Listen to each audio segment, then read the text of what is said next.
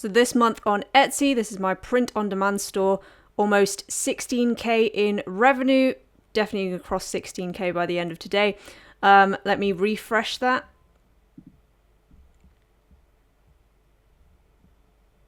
Okay, so it's about 6 p.m. right now. The data has not yet updated for today. That's why it looks so low. But actually, if I go to today, she made over 1,000 today already. More orders to come in the evening. So this was Black Friday and this was Cyber Monday. Got 8.5% conversion rate, 794 orders. But most importantly, what you all came here to see today. That's right, 0 Etsy ads. So that means what you're seeing here is completely the result of organic traffic from SEO. So if we look at my Google Analytics, I use this because it's more accurate and more detailed than the Etsy dashboard when it comes to likes and views and customer metrics. You can see this nice rise in traffic, mostly USA customers, but I've sold all around the world. Obviously, this is the middle of Q4, so we expect higher revenue compared to the rest of the year. But it's still a surprise to me, to be honest, though. I thought cracking 10K a month was a year down the line at best for me. So it's not like I planned for this to happen. That being said, I did do a lot of work on this store to prepare for the holidays. I actually took a break from POD last year. I will explain why later. So essentially, I took this dead store. I was not making any money last year to where it's at now, obviously over 10K a month, cracking nearly 16K per month. So I'll be talking about exactly what I did, explaining what worked for me and also what didn't work, so you don't have to waste your time or lose money like I did, and hopefully it can help you. Let's calculate my profit. So if you go to my payment account, you can see, so I've set my payouts to every day. Highly recommend. It helps with your cash flow if there's a lot of money going in and out of your bank account. This marketing here is not Etsy ads, it's just offsite ads. Etsy takes fees, obviously, and this amount here is what goes into my business bank account. Let's calculate all this in dollars. Sorry, my main audience is in the US. Converting this from pounds to dollars for sales, obviously there's less money here because I did this PowerPoint earlier, but and I haven't fulfilled those orders yet. So we made this much in sales. About 15% goes to Etsy fees and a little bit to offsite ads fees. And then that leaves me with 13,573, which will go into my bank account. This is all my business bank account transactions for my Printify orders to my customers, and sometimes Printful as well, for the month. I pay individually each time I fulfill an order. So this converts to 9,499 in dollars. So if we do revenue minus costs, then divided by revenue to find our profit margin. Firstly, I get $4,075 profit. And that is an average 25.4% profit margin. So it's pretty good for e-commerce. The industry average is about 10%. Not gonna lie, I thought it would be more. However, it should be higher next month because in the middle of this month, I actually changed my shipping prices to all the countries that were losing me money, basically. And I've upped some of my prices. I did that just before Black Friday, and I'm going to keep tweaking things to try and increase that number. It has taken a lot of trial and error to get to this point where I'm actually profitable, a decent amount, which I'll also talk about. Also, I keep saying no paid ads. I have nothing against paid ads, and I'm not saying I'll never use them or that you shouldn't use them. It's just, it was my plan to try to use organic first, and if that doesn't work, then I can run ads. But the organic, as you can see, actually does the trick. So I started selling print on demand in 2020 in this store. I was actually making good sales organically, but I wasn't keeping track of my profit. So I was on my way to this negative profit death spiral type of situation. So, before I'd make like $1 profit on each sale to the US customers, which already isn't that much. And then I would try and increase the price, but then my sales would go down. So I would just decrease the price again and keep it like that. And then someone from like Australia would suddenly come along, buy something. And then because I didn't set different shipping prices for different locations, I just had free shipping for everyone. And shipping to Australia is really expensive. That would end up costing me and then wipe out my entire, like all the profit I made in the past 5 sales. So the solution is pretty obvious. It's just to charge shipping to Australia, but I didn't see that at the time. I was like, should I just stop selling to Australia? Like, no. But, or if someone needed a refund, that would just blow everything up. Still, overall, the number in my bank account was creeping up very slowly, but that was only because I had a very high volume of orders. That meant a lot of customer service for barely any profit. I had school, exams, other stuff going on in my life, so it was taking up every spare minute of my time. It's not like I didn't have time to do this, but for the amount of profit I was getting, which was not much, I was like, it's really not worth my time to keep running this store. So I stopped and started selling digital products in a separate store, but that's for another video. So if you compare to previous year, that's what happened. Last year, I was making 0 profit. I went from making lots of revenue, but barely any profit, to no revenue or profit. And then at the end of 2022, I made some adjustments to my deactivated listings on this store, and then I relisted them. I tested a few things with this store, and I figured out how to actually make a profit with print on demand, which is what I'll be talking about in this video, such that it was now worth the time and effort for me to keep selling. And now it's quite profitable. I know 25% might not sound like much, but if you compare it to the industry average of 10%, as I said, and if you're making 4K profit in a month, you could comfortably hire somebody, a VA, remote worker, to help you so you can actually scale. And I would say I've gotten to a point where it's now sustainable for me to scale on Etsy. So in this video, I'm going to talk about everything I've learned up to this point that can help you get to that 10K per month or more revenue, where you can start to scale with POD on Etsy. I'm going to assume you have basic knowledge about how Etsy works. If you don't, then if you've never used Etsy before, I've got complete beginners tutorial on my channel. So this video is going to be split into 2 sections. Firstly, I'm going to talk about how I make a profit. I'll be telling you my tricks that increase your profit without you having to actually increase your price too much, so customers still see a low price. You can keep your order volume high to rank in Etsy, but you can still make a good profit at the same time. I'm talking about this first because I think it's more important. It's not actually that hard to make sales. It's just that making profitable sales is what is harder, in my opinion.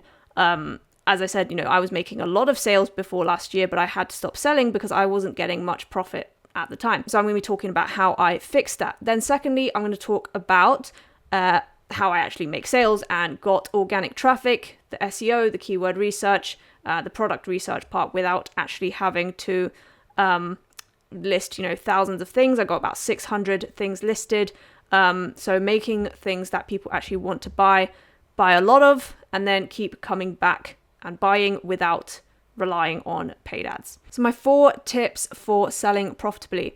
Number 1 is set shipping prices for different locations. Number 2 is create variations. Number 3 is I think you should disconnect automated fulfillment if you're doing that, and then choose your fulfillment partner manually for each order if you are selling worldwide, which I think you should be. And then we'll also discuss why it's important to sell worldwide. And then number 4, create products that people have to buy 2 or more of, essentially, to increase your average order value and decrease your shipping costs. And I'll be talking about how I do each of these things. So firstly, shipping prices. Hopefully you can see this. It's not too small. I have free shipping to the US, where my main market is. This keeps my sales volume high to maintain my listing ranking, but I have pretty high shipping prices to everywhere else, and people still buy. I would say I make most of my profit from international sales because I overcharge for shipping. My US orders don't make as much profit, but they keep the listing selling because people obviously buy more when they have free shipping, which keeps the listing high in the Etsy search rank. About a third of my orders are not from the US, international, so I have free additional shipping as well to encourage multiple orders, because that will make you more money than anything that you could charge for additional shipping. I'll show you later. But To start off, the aim is just to never lose money, whatever country you're selling to. So if you look at this person paying $11 for shipping, this I think was shipping to Korea, it's just proof that customers will still buy if you charge for shipping. As long as you're not like one of those eBay sellers that lists something for $1 and then charges $20 for shipping at checkout. If it's proportionate shipping price to the actual product, then people will still buy it. At least that's what I've found, right? So I price these based on the cheapest supplier that I can find on Printify. Sometimes Printful is cheaper for each location. So if somebody sees a design they like in my shop, it's not that likely that they're going to actively go look for another seller that has a similar design for a lower shipping price, because they would have to go through the whole checkout process to find out what the shipping price is. It's just too much effort for most people. If they see yours first, especially if they're international customer, they'll probably buy it first, even if that means that they have to pay shipping. Secondly, variation. So the price shown in the marketplace when your customers are scrolling is the price of your cheapest variation. Okay, so that means if you want to sell an expensive product, then you can always pair it with this less expensive variation and then just show the image of your more expensive product. This actually also scares competitors. So they're like, how is that seller selling this thing for so cheap when you're not? This also is helpful because you have something for everyone. So customers that are actually on a budget can afford your cheapest product, while the rich customers can actually spend on the expensive variation. I usually pair together products that kind of make sense. So like a wrapping paper and a card, or a coaster, mug, different brands of t-shirts for the same design, using the cheapest brand at the top. Some people would say that if you're trying to give your brand like a luxury high-end feel, then you shouldn't do this. I mean, I wouldn't disagree, but I don't think that's the target market for most print-on-demand sellers anyway. But yeah, it's just something to consider if you are trying to target that group of people. So next thing, in my opinion, you should stop using the automated fulfillment, the product push function to Etsy where it automatically detects and fulfills your order. Stop doing that and start choosing your suppliers for each order, because it gives you more control over your margins and it lets you sell worldwide as well. And it also lets you make some personalized products if you want to, which does give you a competitive advantage. I know it's not very passive, but once you start making enough, you can outsource this, and it does give you a massive advantage over other POD sellers, because if you do this right, you could be pricing things lower than them, but still making more profit than them. So when you figure out the cheapest supplier for each product and location, you can make a list. So for example, this mug is one of the products I sell. If I'm selling to the USA and Canada, I use this provider. If somebody from Australia orders, then this is the cheapest. And if somebody from UK orders, I use this one. I have like a whole Word document full of these tables. And when I get an order, I just match up the product and the location. And then boom, I've got my cheapest supplier. I click the link to the design page, make my product, and then check out. You might recognize this store. This is one of the biggest t-shirt sellers on Etsy. And as you can see, they do not ship to the UK, probably because it's too expensive. So, whatever reason, I don't really know. But if you can sell to the UK, you're already eliminating one of the biggest players as your competition for UK customers. So by finding the cheapest and the most local suppliers, you have a very big advantage. Next is creating products that people want to buy more of in one order, like this person ordering 11 things at once for her team at work from my shop. I actually gave her a 45% discount code, and I still got to keep half of this as profit. So yeah, your shipping costs go down massively when you get multiple orders. Yeah, that's because your shipping price for Printify or whatever supplier you use normally charges less for each additional order. So just an example, I thought this shirt was a very clever design if you're trying to get 3 people to buy at once. And I've also found things that for married couples or co-workers, I get the most multiple orders for, so I would highly recommend. So now we know how to set the listings up to make a profit, but still appear affordable to customers. Let's talk about how to make more sales with organic search engine traffic. So this is really just putting relevant keywords in your title, your description and tags that people are actually typing in so that you get found, and doing research so that you can create things that people actually want to buy in the first place and not things that nobody wants. So I do things in this order exactly. So keyword research first, product research second, based around the high demand, low competition keyword that I find. So actually filling in a market gap. I'm not starting with product research first. So for example, finding a bestseller like this and then just copying this or making something very similar, which is what I know a lot of other people do. It works for them.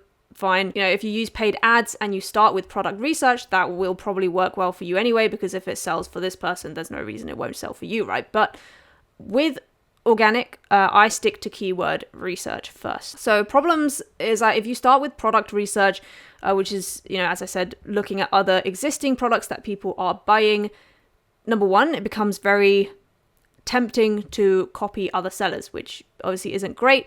And number two, even if you don't technically copy, all right, let's be real, you will still make a listing that is very similar to this because you have no other inspiration. You're just seeing this is selling well. Oh, I need to make something like this, right? It's the only example you can see at one time. Now, the problem with that is, you know, firstly, if you get caught copying, then they might ask you to take it down, hurt your account health, and get suspended. But also, this one is already a bestseller. So not only have loads of other people try to copy it, but even if you get sales, you will not rank above this one organically, because this one was successful before you, long before you, and they've made more sales than you. And that's the most important search ranking factor if you're competing for the same keyword. So customers will choose this one instead of yours. Looking for those high demand, low competition keywords, and then typing those keywords into the product research tools is what I do. It works well for me. Is how I got to this point, because this lets you see more than one example for a particular keyword, and it gives you a gist, a flavor of what sells, so you don't feel like you have to copy one person to make a successful listing. As you're probably aware, I use this keyword tool. I've been using it forever now. It's called Sales Samurai. Literally shows you keywords that people are typing into Etsy. I just collect a bunch of those that are relevant to my listing, and then you will show up because people are literally typing these into the search bar. You can get a free trial of Sales Samurai in my description with my link, 20% off with my discount code TIER20. It is an affiliate link, so every purchase does support me. I appreciate that. I use this tool all the time, and I found it very helpful in finding me keywords that actually sell. I don't think you have to use paid tools if you want to be successful, not at all. By all means, use free methods. By seeing what is selling on Etsy, you can type words into the search bar and then see the drop down. Look at the titles and tags for other bestsellers, giving you an indication of what keywords will sell. But I just like this tool because it directly gives me those keywords that people are actually searching for. So I do several searches for a keyword like t-shirt, and then I import these into Excel spreadsheet. I look at which keywords have more demand and lower competition. It doesn't have to be very low, just not, in the tens of thousands of results. So for example, here is a keyword that I would consider pretty good with high volume and low competition. I'm not going to go through my entire process as to how I find these keywords because I've gone through this at least 5 times now. I'll link a keyword research playlist down below, so you can go and watch it after this video. Each of those videos at the beginning, I show my exact step-by-step method of how I use Sales Samurai and Excel to find profitable, high demand, low competition keywords. It's worked for me, it's worked for other people as well. I don't think you really have to be that precise. If you see in one of my videos, you don't have to be that precise about it, calculating to the decimal. Like, I just did that because thousands of people were watching me. But if you actually look through the list and just eyeball it, see, oh, that has quite a lot of demand, but not that many searches, you should be just fine. So once I find a keyword like that, such as this, whichever one you want to use, I normally use Etsy Hunt. I did a video recently actually comparing the different product research tools, and Etsy Hunt for products that had more than 100 sales came out as the most accurate. So I use this, it's the cheapest as well. I have an affiliate link in my description for that as well if you want to use it. It gives you 10 free searches a day, which I think should be enough. So here you can see a list of best-selling shirts for this keyword. But because these are going to be lower competition keywords, you're filling in a gap in the market instead of copying other people. You will not get as many results. So I search for this same keyword on other marketplaces like Amazon, Redbubble, eBay, find examples of the best sellers. So for those, you can get a really good idea of what sells, and you don't have to copy one person. You will get enough inspiration for this keyword to create your original design, but in the same style, incorporating elements of all these bestsellers that will actually sell. So next, we're going to talk about SEO. It's actually very simple. It's just putting keywords in your titles, tags, and descriptions that people will search so they can actually find your product. So for my best-selling listings, I actually put alt text as well in my images so that people can find them in Google search. I put that main high demand, low competition keyword that I find using Sales Samurai as the first keyword in the title and in the tags as well. Sprinkle it through the description, and then some of the keywords, the rest of the keywords I find either using Sales Samurai or I just look at the best-selling competitors and take their keywords. It's obviously a very simple method, and this method gets me over 7.9k views and 20k plus interactions per month on my Etsy listings. So listing images, you just look at what mockups are being used on the marketplace for the bestsellers, and then see if you can find one that's similar, because obviously these are high converting mockups. So for example, sweaters, this image clearly converts, so see if you can find similar mockups. And then what I do is I add branding to each image in Photoshop. So I put my logo on it. I mention things like ships fast, free shipping to the USA, or personalizable if it's a custom product. I put those onto the mockup image themselves, and then that advertises the listing. And things will start selling as you upload more listings, so don't expect everything to sell immediately. Around a third of everything that I've ever uploaded has only ever sold. So that means 2 out of 3 things approximately that I upload never even sell. So you just got to be patient, really. Once you've collected data from the work that you've already done, your analytics should show you which keywords are getting the most traffic, and then your dashboard shows you what's getting the most sales. So all you need to do now is you create more listings with those keywords and styles of designs that have sold previously for you, and you scale up. Once you know what sells for you, it's actually really easy to make sales, because what sells for you will probably sell again if you list it again, and any similar designs as well. So you will get returning customers that come back for all the niches that your shop specializes in, and you also get customers ordering loads of things at once. It's a good time. But getting there is the annoying part at the beginning, where you have 0 listings and traffic, and you're just testing different things to try and find winning designs and niches. But once you get past that point and you know what sells for you, you can easily hit 10k a month and beyond.